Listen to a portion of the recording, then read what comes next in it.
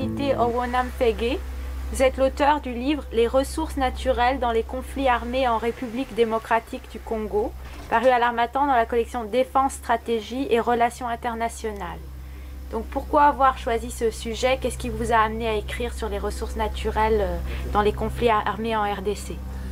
Alors bonjour à tous. Déjà j'ai choisi la RDC parce que je pense que la RDC constituait un peu la synthèse de tout ce qui se passe sur le continent africain, où les ressources naturelles jouent un rôle de première place et sont au cœur de toutes les évolutions, qu'elles soient heureuses ou malheureuses. Donc j'ai pensé que c'était le cas le plus approprié.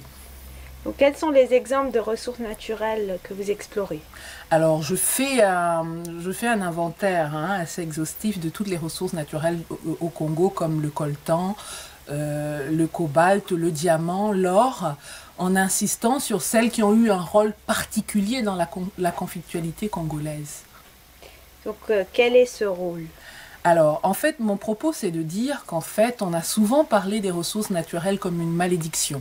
On a dit que le Congo était atteint de manière congénitale que cette possession de ressources naturelles était malheureuse et lui causait beaucoup de problèmes. Donc, mon propos, c'est de dire qu'il faut un peu transcender cette infortune, en disant que finalement les ressources naturelles sont certes au cœur de toutes les évolutions négatives du Congo, mais c'est plutôt l'utilisation qui est faite de ces ressources qui amène la conflictualité. Parce que finalement les pays qui possèdent la possession ou la non-possession des ressources naturelles n'est pas en elle-même l'élément déterminant, mais plutôt l'utilisation qui en est faite. Vous dites quand même dans la première partie que vous intitulez les ressources naturelles comme vecteurs des conflits en RDC, donc elles jouent un rôle stimulant les conflits. Oui, tout à fait. En fait, elles jouent un rôle d'alimentation et de perpétuation de conflits, mais qui existent déjà à la base et qui sont alimentés par d'autres facteurs. Donc les ressources naturelles viennent d'une certaine manière s'agréger à d'autres éléments qui sont propices à la conflictualité dans ce pays depuis le début de sa création, en somme. La deuxième partie, justement, vous dites que les ressources naturelles sont des enjeux de sécurité et de résolution des conflits. Pourquoi?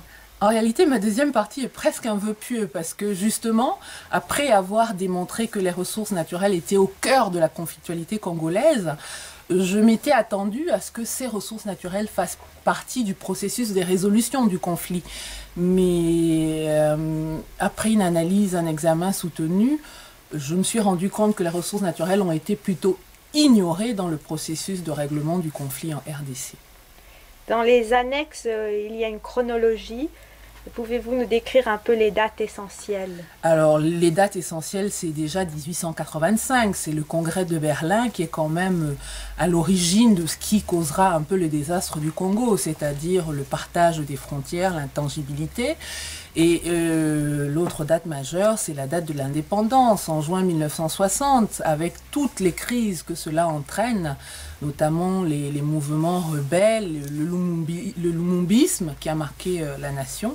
Il y a aussi 1997 qui est une année marquante avec la chute du roi Mobutu et toutes les incidences que ça a eu sur l'histoire. Je vous renvoie à la chronologie qui est dans le livre. Quelles sont les pistes de solutions possibles selon vous dans l'avenir pour sortir des conflits liés aux ressources naturelles? Alors je pense qu'il faut aller au-delà de l'activité normative et législative des Nations Unies qui ont bien entendu fait des constats très intéressants à la matière, mais que les Congolais eux-mêmes doivent être les acteurs de résolution de ce problème. Il faut impliquer la société civile et il faut surtout refonder complètement l'appareil juridique.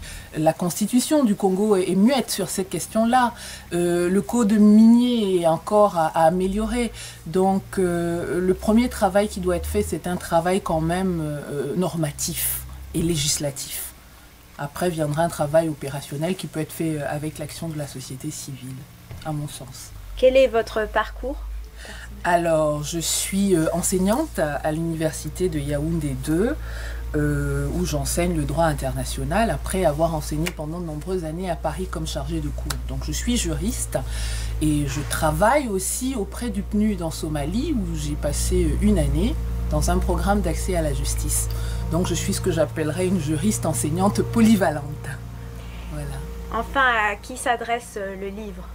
Alors, mon livre s'adresse aux Africains, aux Congolais, parce que le drame du Congo est en réalité le drame de l'Afrique, pour que les Africains se lèvent et se battent pour leur continent, en s'inspirant de ce cas-là.